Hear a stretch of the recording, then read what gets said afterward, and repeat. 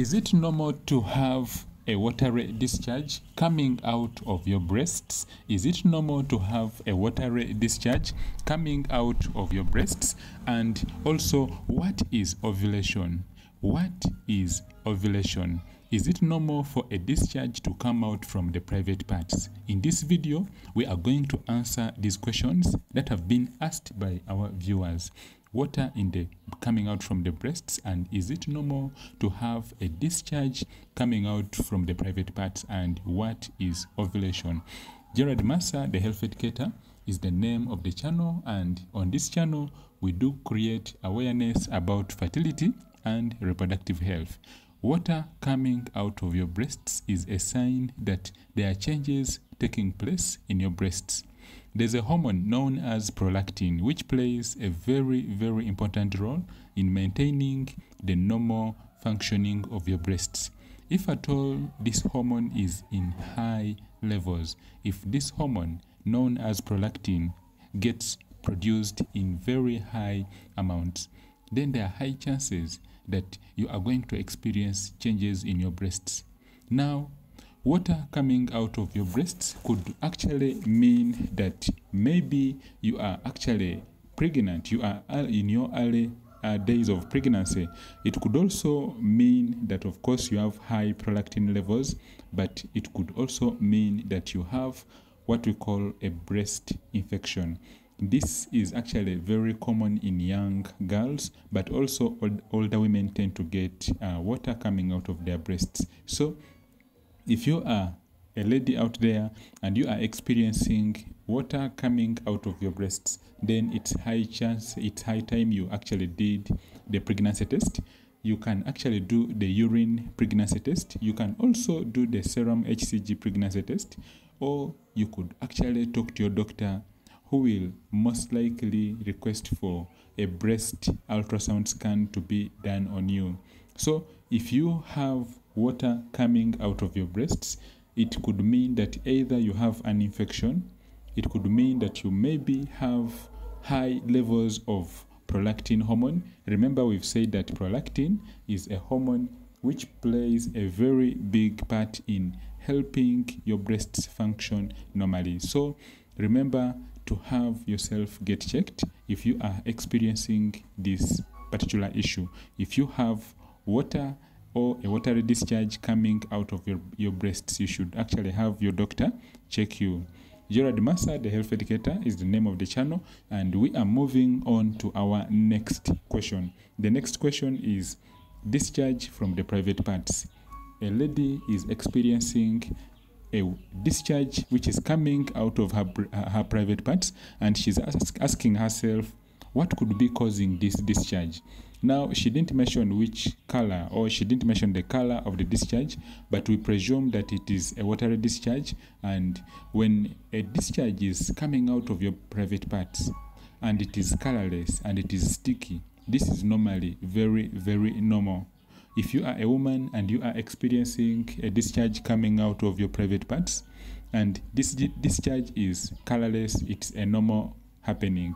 But if the discharge changes color, it becomes very smelly, maybe it is a watery discharge which is whitish, it's mixed with whitish residues or stuffs, then this could mean that you have an infection. Now, you cannot confirm which type of infection you have. You cannot confirm which type of infection you have, whether it's a yeast infection, or it is a common urine tract infection, or it is a more serious infection, maybe an infection brought about by trichomonas. So you should see your doctor, you should consult your doctor, who will most likely request for the following tests. Your doctor will request for a urine analysis test, where a small sample of your urine will be taken in the lab, and then it will be checked for infections. It will be checked for yeast cells. It will also be checked for epithelial cells. The doctor will also look for the specific gravity of your urine, and then, of course, lastly, your doctor will look for presence of white blood cells in your urine. Remember, all these things we are talking about, these are the tests or these are the changes which will take place when a woman has an infection.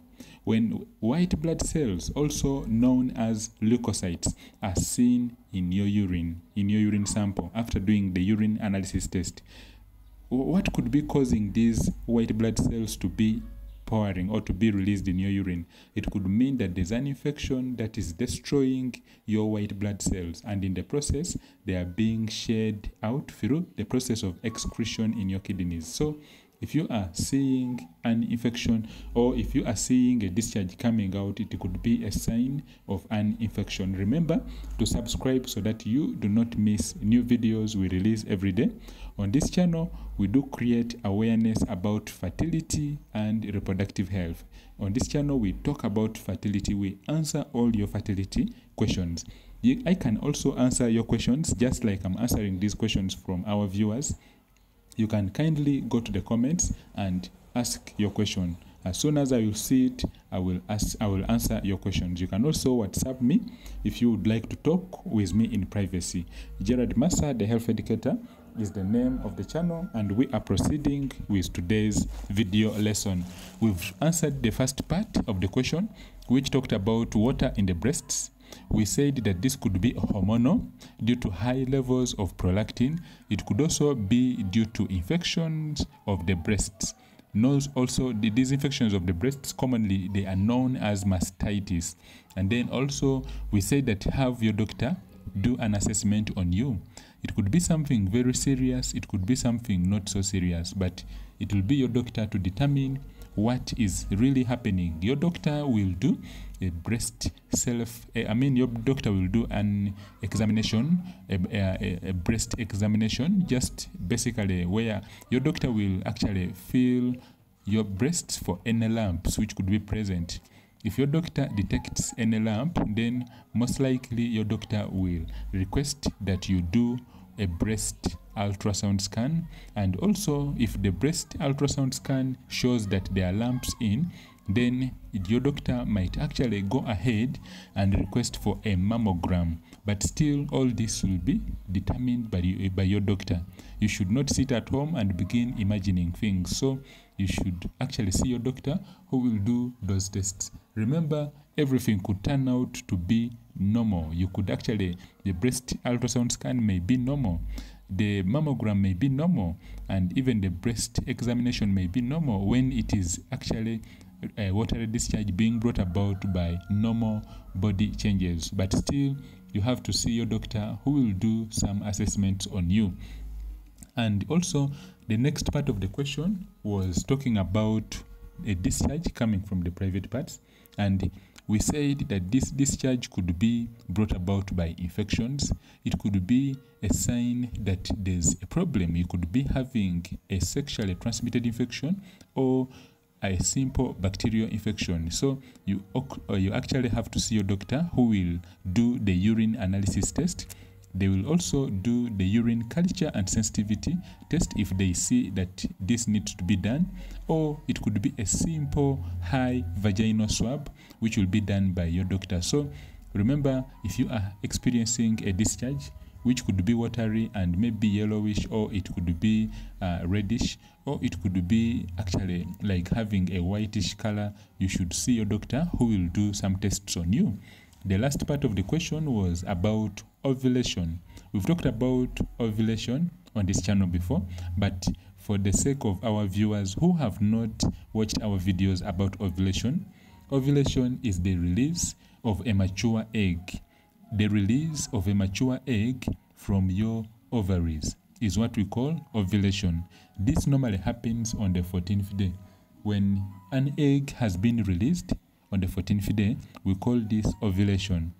When the egg has been released, it normally stays around for 12 to 24 hours, after which it disappears or it disintegrates. So fertilization has to take place in between this time. Remember to ask me all your questions, and I hope I've answered all of the questions for today. The first question was about water in the breasts. The next question was about a discharge from the private parts. And the last question was about when does ovulation occur. And we've said that this happens on the 14th day. Remember to subscribe so that you do not miss new videos. Also, check us tomorrow on this channel. We do create awareness about fertility, so come back tomorrow for another video. I upload videos daily about fertility. You can also join me by asking all your questions. Have yourself a fantastic and healthy evening. Bye bye. Ovarian dysfunction, blocked fallopian tubes, disease of the womb. These are among the leading causes of women trying to get pregnant, but when things are not working out. If you are trying to get pregnant, you are a woman, you've done all the tests and the doctors are telling you that you actually have blocked fallopian tubes. These are among the leading causes of women failing to get pregnant. In this video today, we are going to discuss what has been stopping you to get pregnant and how can you get pregnant faster naturally. GERALD MASSA, the health educator, is the name of the channel. I welcome you to our channel. On this channel, we do create awareness about fertility and reproductive health. So if you have been trying to get pregnant, the main issue here is that you could be having issues with your ovaries. You could be having what we call ovarian dysfunction, or you could be having other conditions that affect your ovaries. For example, primary ovarian disorders or primary ovarian failure. If you have primary ovarian failure, your ovaries will actually fail to mature. They will fail to produce a mature dominant egg, also known as a Graafian follicle. So you actually need to see your doctor, who will request some tests. The commonly asked question or the commonly requested test is what we call the pelvic ultrasound scan. Your doctor will do the fertility pelvic ultrasound scan on the 13th day or on the 14th day. If at all this scan is done on the 13th day or on the 14th day, there are high chances that your doctor will not be able to detect a mature egg. All the eggs will be very small, but they will be failing to mature. We call this primary ovarian failure. So, are you a couple, you have been trying to get pregnant, but things are not working out? You should actually have yourself get checked out. There could be a problem with your ovaries. There could be a problem with your fallopian tubes, or you could even be having disease of the womb. Tuli kwogera ku biki ebisobola okubanga biremesa omukyala okubanga afuna olubuto. Tugambye nti ayinza okubanga alina obuzibu n'amagige gye tuyita ovaries, ayinza okubanga alina obuzibu n'ensekeze ng'ensekeze aziba, oba ayinza okubanga alina ebirwadde ebyannabaana. So we are talking about what has been preventing you from getting pregnant, and remember to subscribe so that you do not miss any new videos we release every day. The question was asked by one of our viewers here on YouTube, and she said she has failed to get pregnant. She has failed to conceive despite doing all whatever has been asked by whatever has been advised. She has failed to get pregnant. According to my answer, according to my advice, the best advice I'm giving is that you actually need to first of all identify what could be causing this, what could be preventing you from getting pregnant. The issue is it could be your ovaries. Your ovaries may not be functioning very well. We call this ovarian dysfunction. How can you know that you have ovarian dysfunction? You simply have to do some tests which will be requested by your doctor. But the commonly requested test, or the common test which is always advised on, is what we call the AMH test, or the anti-Mullerian hormonal level test. This shows how fast are your eggs growing, and if they are growing, are they of good quality or they are of poor quality. So your doctor might request for the AMH level test. Remember, we've said this shows how your eggs are, whether they are really of good quality or they are of poor quality. Your doctor may also request for what we call the follicle stimulating hormonal levels.